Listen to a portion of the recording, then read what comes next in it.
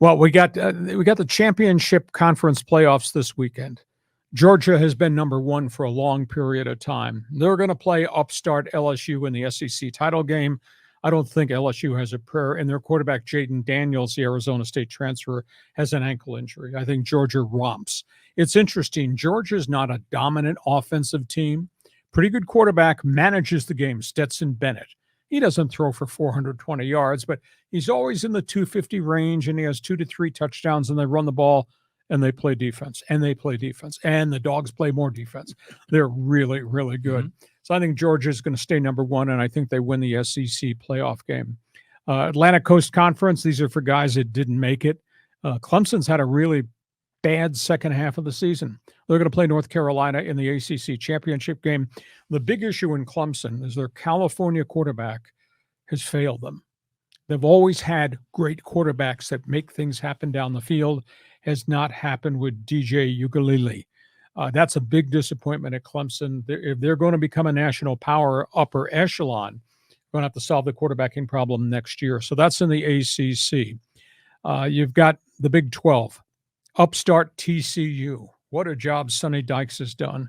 Got a transfer quarterback, Max Duggan, who's come off an injury-filled career. Boy, he's playing really well.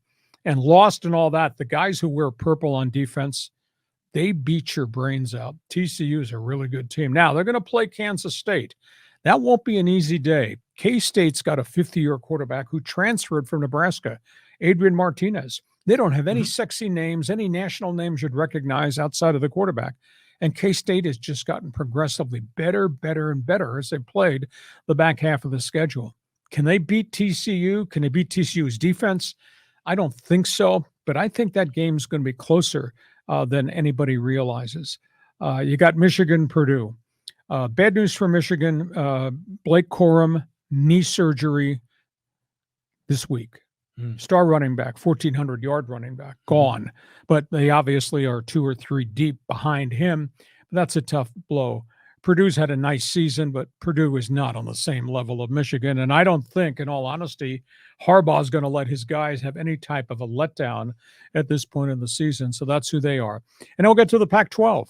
USC, Utah. I think it's tough to beat a team a second time in a single season. I think now Southern Cal knows everything about the Utes there is. Last time when Utah beat them in Salt Lake City, Utes ran the ball. Cam Rising managed the game, did not turn it over. But Caleb Williams wasn't doing what Caleb Williams is doing now at quarterback for Southern Cal. He's got 3 wide receivers, and they're all healthy right now. He's got number 2 running back that might be equal to Travis Best, whom they lost a week ago with a broken leg. So I think USC in the rematch figures these guys out, and there's no doubt that Southern Cal can score from any part of the field. So those are the conference championship games. Do you see any upsets on the horizon? Yeah, that's the question here is which of these big time teams are going to get knocked off? I mean, USC appears to be on the rise right now. Michigan is on the rise. Georgia has been in the driver's seat. So you kind of wonder about TCU. You know, they're the ones that kind of just squeaked by a couple of weeks ago. They're the ones that are kind of the surprise team that are in the top 4. So maybe you would suspect that tough defense, maybe they're going to falter a bit. But it is interesting, too, that in Big 12, I mean, Oklahoma is not involved at all this year. It's Kansas State for the championship. And isn't it funny, too, how like in a lot of universities and their state counterparts, one school's good at basketball, one school's good at football. So in Kansas, Kansas State is sometimes sneaky good in football.